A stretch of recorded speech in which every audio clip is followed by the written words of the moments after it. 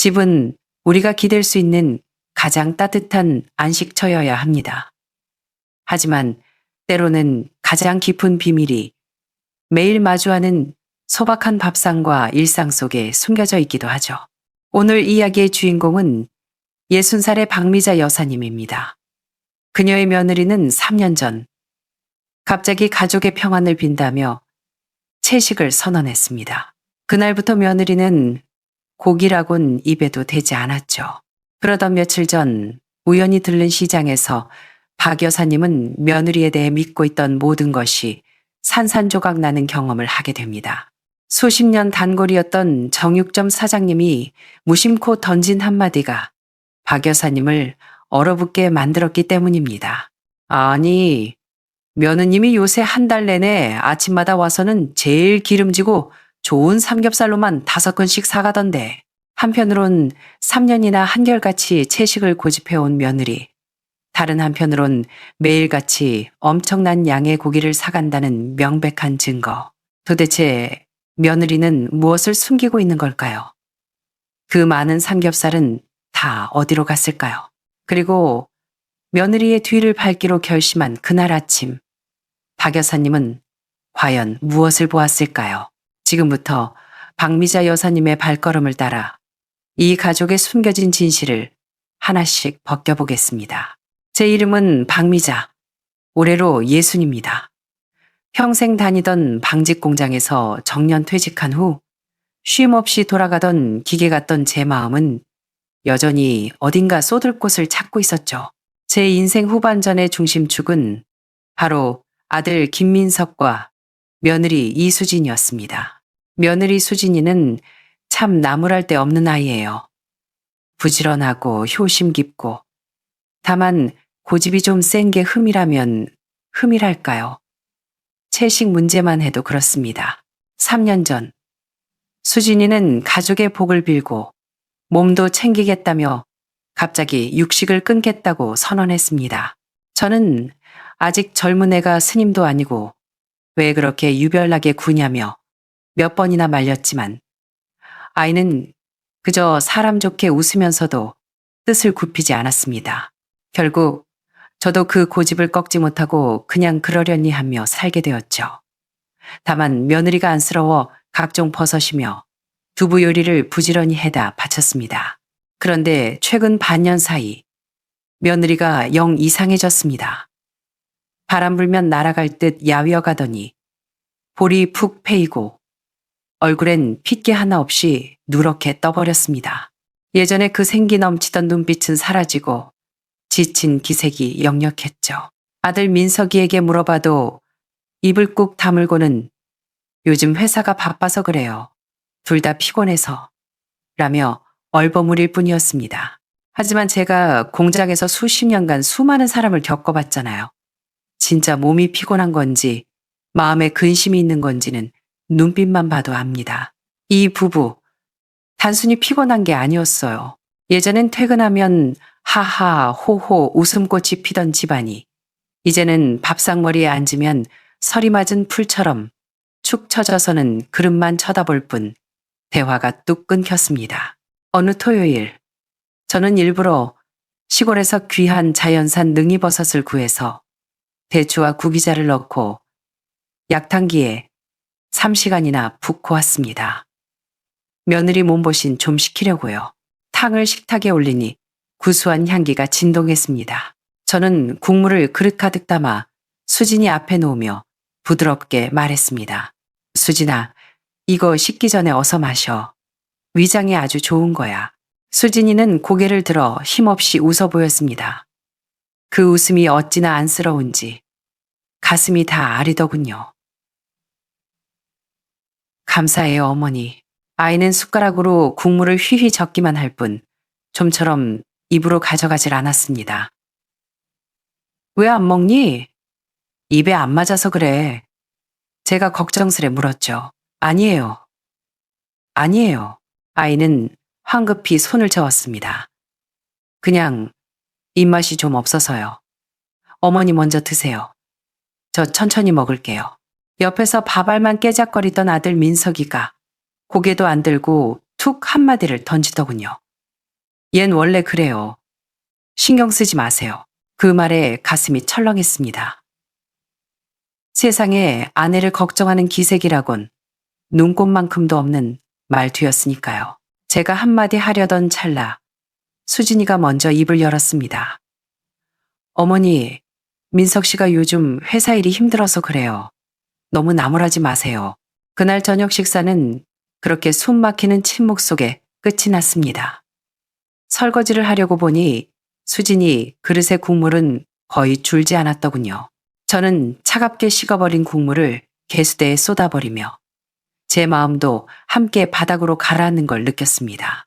다음 날 저는 수진이 입맛을 좀 돋워주려고 햇죽순을 사러 시장에 갔습니다. 북적이는 시장의 활기찬 기운을 느끼며 장을 보다가 습관적으로 정육 코너 쪽은 피해 가려고 했어요. 고기 비린내가 싫었거든요. 그런데 돌아서려는 순간 우렁찬 목소리가 저를 붙잡았습니다. 어이쿠, 박 여사님 아니세요. 단골 정육점 장간의 고깃집 장사장이었습니다. 10년 넘게 봐온 이웃이라 워낙 싹싹한 양반이죠. 아, 장 사장님. 오늘 장사 잘 되나 봐요. 제가 웃으며 인사했죠. 장 사장은 능숙한 솜씨로 고기를 썰면서 큰 목소리로 떠들썩하게 말했습니다. 여사님이 직접 오신 건 진짜 오랜만이네요. 제가 며느님한테도 물어봤다니까요. 시어머니가 내 고기가 마음에 안 들어서 발길을 끊으신 거냐고 말이죠. 저는 순간 멍해져서 손사래를 쳤습니다. 장 사장, 농담도 참. 우리 며느리 채식한 지 3년이나 된 거 알잖아요. 우리 집 이제 고기 거의 안 먹어요. 그렇게 말하고 돌아서려는데 장 사장이 지 하더니 칼을 도마에 콱 내려놓고는 눈을 동그랗게 뜨고 저를 쳐다보는 겁니다. 마치 귀신이라도 본 표정이었죠. 채식이요? 박 여사님, 지금 저랑 농담 따먹기 하시는 거죠? 농담은 무슨? 이게 농담할 거린가? 그의 반응에 제가 더 당황스러웠습니다. 장 사장은 앞치마에 손을 쓱쓱 문지르더니 몸을 제 쪽으로 기울이며 목소리를 낮췄습니다. 그럴 리가 없는데. 며느님이 지난 한 달 동안 내 가게 최대 VIP였단 말입니다. 매일 새벽같이 비가 오나 눈이 오나 하루도 안 빠지고 와서는 제일 좋은 삼겹살로만 5근삼씩 사갔어요. 장 사장의 말은 마치 거대한 망치처럼 제 가슴을 후려쳤습니다. 머릿속이 윙 울리더니 하얗게 변해버렸죠. 뭐라고? 3년이나 풀만 먹던 수진이가 매일 삼겹살을 5근이나 산다고? 장 사장의 저 진지한 표정을 보니 거짓말일 리가 없었습니다. 등골이 오싹해지더군요. 손에 들고 있던 장바구니가 툭 하고 바닥에 떨어져 죽순이며 채소들이 뒹굴었지만 주워 담을 생각조차 못했습니다. 제 머릿속엔 차가운 의문 하나만 남았으니까요. 이 식구들이 도대체 나한테 뭘 숨기고 있는 거지? 어떻게 집에 돌아왔는지도 모르게 멍하니 거실 낡은 소파에 주저앉았습니다. 머릿속은 뒤죽박죽이었습니다. 가만 생각해보니 민석이와 수진이가 말이 없어진 게 딱 지난달부터였고 수진이가 눈에 띄게 마르기 시작한 것도 그쯤이었습니다. 그렇다면 채식이라는 건 처음부터 다 거짓말이었나? 아니, 3년이나 내 눈을 속여가며 연기를 할 이유가 뭐란 말인가? 게다가 삼겹살 5근이면 대가족이 배 터지게 먹을 양인데 그걸 매일 어디다 쓰는 거지? 설마 수진이가 밖에서 딴 살림이라도 차린 건가? 상상은 꼬리에 꼬리를 물고 점점 더 끔찍한 쪽으로 흘러갔습니다. 몸서리가 쳐지더군요. 저는 자리에서 벌떡 일어났습니다. 혼자 끙끙 앓아봤자 소용없다. 내 두 눈으로 직접 확인해야겠다. 그 삼겹살이 어디로 가는지, 내 며느리가 내 등 뒤에서 무슨 짓을 꾸미고 있는지 밝혀내고 말겠다고 결심했습니다. 그날 밤은 한숨도 못 잤습니다. 동이 트기도 전, 알람이 울리기도 전에 눈이 번쩍 떠지더군요. 찬단 눈으로 천장을 노려보다가 생각했습니다. 때가 됐다. 저는 도둑고양이처럼 살금살금 일어나 옷을 챙겨 입었습니다. 옷장 깊숙한 곳에서 챙이 넓은 회색 모자를 꺼내 푹 눌러 쓰고 파란색 마스크로 얼굴을 가렸습니다. 거울 속에 비친 제 모습이 마치 첩보 영화에 나오는 늙은 스파이 같아서 헛웃음이 나왔습니다. 나이 60 먹고 며느리 미행이나 하다니 참 처량하다 싶었죠. 조용히 현관을 나와 아파트 복도 창문 뒤에 숨어 입구를 지켜봤습니다. 새벽 5시 반, 도시는 아직 회색빛 정적에 잠겨 있었습니다. 얼마 지나지 않아 공동 현관문이 삑 열리더니 커다란 천가방을 맨 가녀린 그림자가 소리 없이 걸어 나왔습니다. 수진이었습니다. 심장이 쿵쾅거렸습니다. 저는 아이가 멀어질 때까지 기다렸다가 조심스레 뒤를 밟았습니다. 수진이는 예상대로 곧장 시장으로 향했습니다. 장산의 정육점 앞에 멈춰 서더군요. 장 사장은 익숙한 듯 말도 없이 능숙하게 고기를 썰어 무게를 달고 포장해 주었습니다. 수진이는 묵묵히 돈을 지불하고 묵직한 고기 봉지를 받아들었습니다. 그 얼굴엔 어떤 감정도 없는 그저 고단한 익숙함만이 묻어났습니다. 장 사장의 말이 맞았습니다. 수진이는 고기를 사들고 집으로 돌아오는 게 아니라 근처 건어물 가게로 발걸음을 옮겼습니다. 팔각 몇 개 계피 한 줌을 집어들고는 주인과 흥정을 하더군요. 사장님, 조금만 더 깎아주세요. 제가 매일 사가잖아요. 끝점만이라도 좀. 수진이의 목소리에 간절함이 배어 있었습니다. 가게 주인은 귀찮다는 듯 손을 휘저었습니다. 아유, 남는 것도 없는데 뭘 자꾸 깎아달래. 진열대 뒤에 숨어 그 모습을 보는데 기가 막혔습니다. 매일 비싼 생고기를 척척 사는 사람이 고작 몇백 원 깎으려고 저렇게 애를 쓰다니. 앞뒤가 맞지 않았습니다. 머릿속이 더 복잡해져서 두통이 올 지경이었죠. 수진이는 서둘러 발걸음을 옮겼습니다. 저도 얼른 뒤따랐죠. 택시를 탈 줄 알았는데 교회 공단 쪽으로 가는 첫 차 버스 정류장으로 가서 줄을 서는 게 아니겠어요? 저도 사람들 틈에 섞여 버스 뒷자리에 몸을 숨겼습니다. 덜컹거리며 버스가 출발했습니다. 사람들 틈으로 앞좌석에 앉은 수진이가 보였습니다. 차가운 창문에 머리를 기대고 멍하니 밖을 보는 그 아이의 옆모습. 아침 햇살이 비친 그 핏기 없는 얼굴이 너무나 지치고 연약해 보여서 저도 모르게 코끝이 찡해졌습니다. 버스는 점점 도심을 벗어나 낡은 공장과 공사장이 질비한 곳으로 들어섰습니다. 제가 평생 발길 한번 줘본 적 없는 땀 냄새와 기계 소음이 가득한 거친 세상이었죠. 1시간쯤 지났을까 버스가 공단 먹자골목 정류장에 섰습니다. 수진이가 내렸고 저도 따라 내렸습니다. 눈앞에 펼쳐진 광경에 저는 또 한 번 놀랐습니다. 거리라기보다는 지저분하고 좁은 뒷골목에 가까웠습니다. 울퉁불퉁한 바닥, 다닥다닥 붙은 허름한 식당들, 기름전내와 음식 냄새가 뒤섞인 공기. 하지만 수진이는 익숙한 듯 그 냄새 나는 골목, 깊숙한 곳으로 성큼성큼 걸어 들어갔습니다. 그러고는 진인의 덮밥이라는 허름한 간판이 걸린 아주 작은 가게 앞에서 멈춰 섰습니다. 저는 맞은편 전봇대 뒤에 숨어 그 가게를 뚫어져라 쳐다봤습니다. 심장이 터질 것 같고 손에는 땀이 흥건했습니다. 지난 이틀간 저를 괴롭혔던 그 비밀이 이제 곧 밝혀질 거라는 예감이 들었죠. 가게는 정말 작았습니다. 도마 하나, 그리고 커다란 솥 2개가 전부인 3평 남짓한 공간. 가게 문을 연 수진이는 벽에 걸린 기름때 묻은 파란 앞치마부터 둘렀습니다. 그러자 사람이 180도 달라 보였습니다. 집에서 보던 그 힘없고 조용한 며느리는 온데간데 없고 눈빛이 살아있는 노련한 여사장이 그곳에 있었습니다. 가져온 삼겹살 5근을 꺼내 씻고 데치고 솥에 넣는 동작 하나하나가 물 흐르듯 자연스러웠습니다. 곧 큰 솥에서 보글보글 김이 피어오르며 진하고 구수한 고기 조림 냄새가 새벽 공기를 채우기 시작했습니다. 그 익숙한 냄새를 맡으며 저는 만감이 교차했습니다. 시간이 흐르고 골목에 사람들이 모여들었습니다.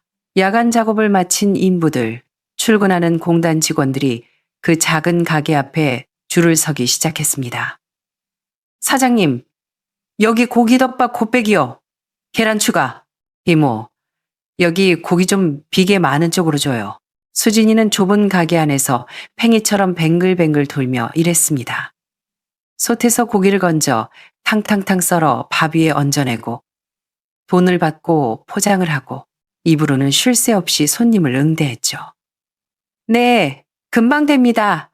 아저씨, 국물 좀 넉넉히 부어드릴까요? 저는 넋을 잃고 그 모습을 바라봤습니다. 외도니 딴 살림이니 했던 제 몹쓸 상상은 그 뜨거운 김과 땀방울 앞에서 산산이 부서졌습니다. 아, 삼겹살 5근이 다 저기로 간 거였구나. 3년 동안 채식한다던 내 며느리가 시어머니 몰래 여기서 고기덮밥 장사를 하고 있었구나. 차마 다가갈 수가 없었습니다. 무슨 말을 해야 할지 몰랐으니까요. 저는 그저 먼 발치에서 남처럼 서서 배고픈 사람들에게 따뜻한 밥 한 그릇을 건네는 며느리를 지켜보기만 했습니다. 다리가 저려올 때까지 말이죠. 어느덧 저녁 6시, 어둑어둑해지며 먹자골목에 하나둘 불이 켜졌습니다. 이제 그만 가야 하나 망설이는데 갑자기 스쿠터 한 대가 요란한 소리를 내며 달려왔습니다. 헬멧도 벗지 않고 급히 뛰어들어가는 남자. 제 아들 민석이었습니다. 가슴이 덜컥 내려앉았습니다. 민석이는 흙먼지 뒤집어 쓴 작업복 차림, 그대로 가게로 뛰어들더니 말 한마디 없이 앞치마를 두르고 설거지통 앞에 앉았습니다. 수진이는 남편을 보자 안도한 듯 희미하게 웃으며 물 한 병을 건넸습니다. 민석이는 물을 벌컥벌컥 마시고는 입가를 쓱 닦고 바로 서빙을 돕기 시작했습니다. 비좁은 가게 안에서 두 사람은 말 한마디 없이도 완벽한 호흡을 보여주었습니다. 눈빛 교환 한 번, 그릇 건네는 손길 한 번에 서로를 향한 끈끈한 전우애 같은 게 느껴졌습니다. 너무나 지쳐서 말할 힘도 없어 보였지만 두 사람의 얼굴엔 불평이나 짜증 대신 함께 버티자는 결의 같은 게 서려 있었습니다. 어두운 골목 가로등 아래서 세상에서 제가 제일 사랑하는 두 사람이 땀 흘리는 모습을 보며 저는 하염없이 눈물을 흘렸습니다. 도대체 무슨 일이 있었던 걸까? 저는 그 자리를 떠나 집으로 돌아오는 버스에 몸을 실었습니다. 퇴근길 버스는 콩나물시루 같았지만 제 귀에는 사람들의 소음이 하나도 들리지 않았습니다. 머릿속엔 오직 그 작은 가게 안의 풍경만이 맴돌았습니다. 의문이 꼬리를 물었습니다. 민석이는 번듯한 중소기업 기술직 대리인데 월급도 꼬박꼬박 나오고 4대 보험도 되는데 게다가 수진이도 예전엔 사무직으로 일했고 둘이 합치면 넉넉하진 않아도 이런 험한 곳에서 고생할 정도는 아닐 텐데 혹시 누가 큰 병에 걸려 목돈이 필요한가? 아닌데 식구들 다 건강한데 그럼 민석이가 회사에서 잘렸나? 아니야. 매일 작업복 입고 출근하는데 혹시 도박? 사기? 빚보증? 무서운 생각들이 독사처럼 머릿속을 파고들었습니다. 그러다 문득 민석이 해진 와이셔츠 소매가 떠올랐고 물에 불어 퉁퉁 부은 수진이의 손이 떠올랐습니다. 그동안 둘이 말이 없던 건 사이가 나빠서가 아니라 너무 힘들어서 입 뗄 기운조차 없었던 겁니다. 화려한 도시의 야경이 차창 밖으로 흘러갔지만 제 아이들은 그 빛이 닿지 않는 뒷골목에서 기름때를 뒤집어 쓰고 사투를 벌이고 있었습니다. 엄일한 작자가 따뜻한 집구석에 앉아 아무것도 모르고 있었다니 저는 기다릴 수 없었습니다. 오늘 밤 끝장을 봐야겠다고 결심했습니다. 무슨 일이든 가족이 함께 짊어져야죠. 집에 돌아온 저는 거실에 불 하나만 켜둔 채 소파에 앉아 그들을 기다렸습니다. TV도 켜지 않고 마치 심판을 기다리는 석상처럼 꼿꼿이 앉아 있었죠. 화를 내야 할까, 아니면 울어줘야 할까, 수만 가지 생각이 오갔지만 결국 긴 한숨만 나오더군요. 자정이 다 되어서야 도어락이 열리는 소리가 들렸습니다. 민석이와 수진이가 파김치가 되어 들어왔습니다. 어둠 속에 앉아있는 저를 보고 두 사람은 기겁을 했습니다. 어머니, 안 주무셨어요. 민석이가 당황해서 물었습니다. 수진이는 얼굴이 하얗게 질려서는 퉁퉁 부은 손을 등 뒤로 감추더군요. 거실엔 무거운 침묵이 흘렀습니다.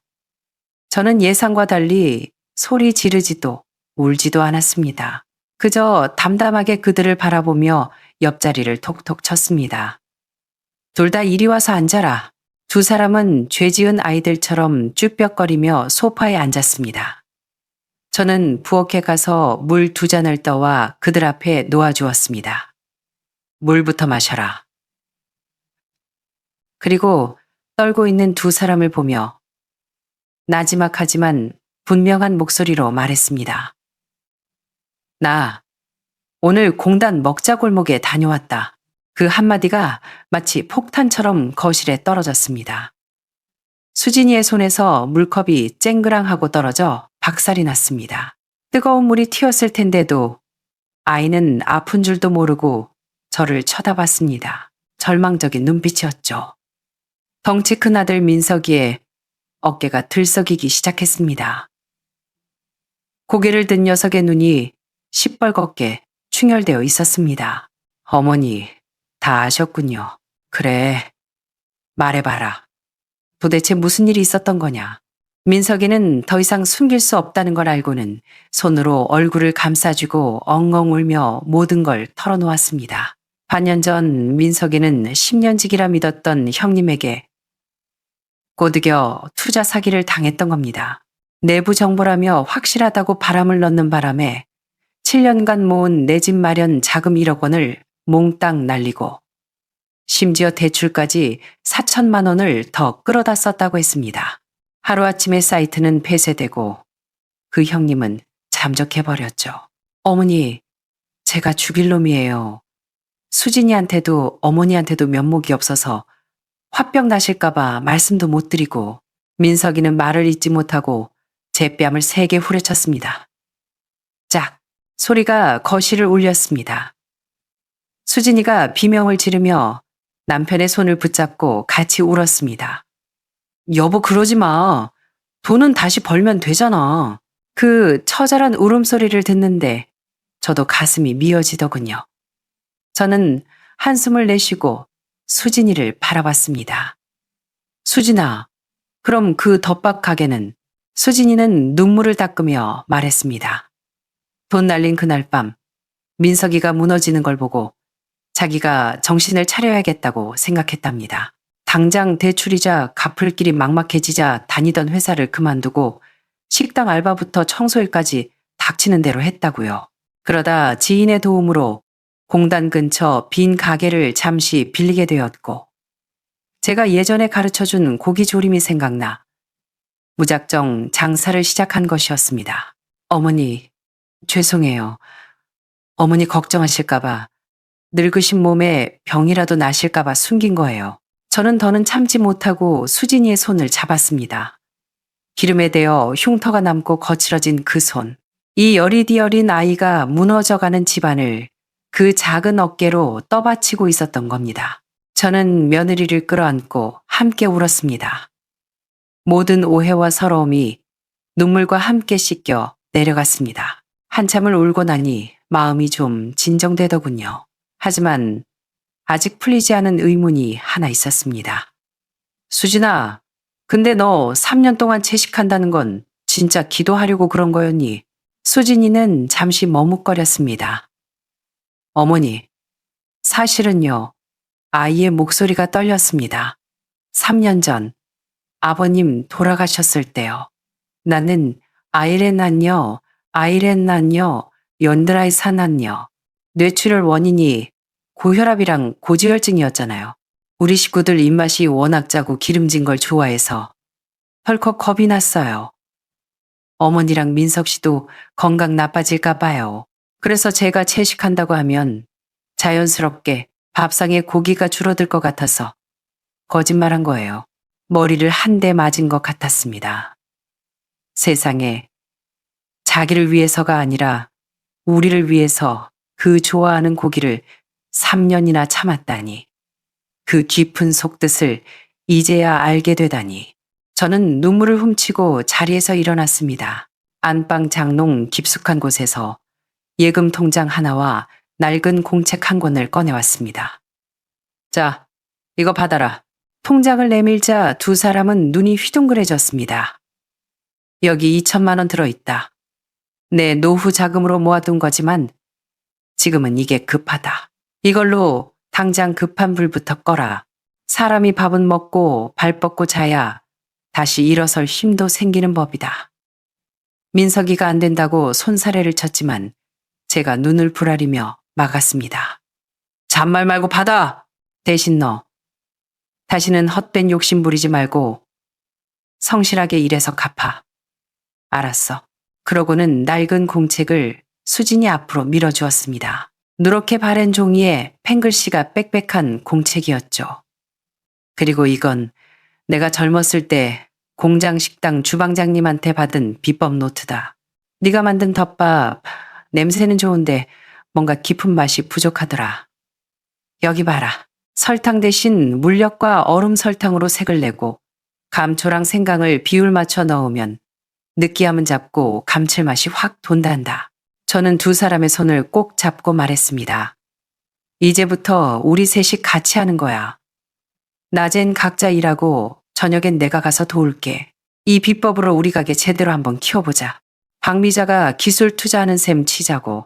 그날 밤 우리 집엔 절망 대신 희망이 싹트기 시작했습니다. 다음 날부터 우리 가족의 일상은 완전히 달라졌습니다. 민석이는 다시 활기를 되찾아 출근했고 저는 매일 점심마다 계량한 소스와 도시락을 들고 가게로 출근했습니다. 제가 주방을 맡자 수진이도 한숨 돌릴 수 있었죠. 새로운 레시피로 만든 특제 돼지고기 조림덮밥은 대박이 났습니다. 윤기가 자르르 흐르고 입안에서 살살 녹는 고기 맛에 손님들이 줄을 섰습니다. 소문이 나서 멀리서도 찾아오는 맛집이 되었죠. 저녁이면 민석이가 퇴근에 합류했고 좁은 주방은 우리 가족의 웃음소리로 가득 찼습니다. 3개월 후 우리는 돈을 모아 가게를 정식으로 계약하고 깔끔하게 리모델링했습니다. 간판 이름은 민석이가 직접 쓴 김간의 식구들로 달았죠. 개업날 우리 셋은 나란히 새 앞치마를 두르고 가게 앞에 섰습니다. 민석이가 간 만든 따끈한 덮밥 한 그릇을 제게 내밀며 씩 웃더군요. 어머니, 맛 좀 봐주세요. 한 입 먹어보니 짭조름하고 달콤한 고기 맛이 입안 가득 퍼졌습니다. 제가 평생 먹어본 그 어떤 사내진미보다 맛있는 가족의 맛이었습니다. 수진이가 제 팔짱을 끼며 울먹였습니다. 어머니, 정말 감사해요. 저는 두 아이의 손을 맞잡으며 말했습니다. 가족이 뭉치면 못할 게 뭐가 있겠니? 비바람이 몰아쳐도 우리 셋이 함께면 끄떡없다. 위기 앞에서 서로를 탓하기보다 서로의 어깨를 감싸 안은 우리 가족. 어쩌면 그 500원짜리 삼겹살보다 더 귀한 건 돈으로도 살 수 없는 가족의 사랑이 아니었을까요? 여러분의 생각은 어떠신가요? 시어머니에게 비밀을 숨겼던 이 부부의 선택, 그리고 모든 걸 알게 된 후 전 재산을 내놓은 시어머니의 결정, 여러분이라면 어떻게 하셨을지 댓글로 남겨주세요. 삶이 주는 시련 앞에서 우리에게 정말 필요한 건 무엇일지 함께 이야기 나눠보면 좋겠습니다.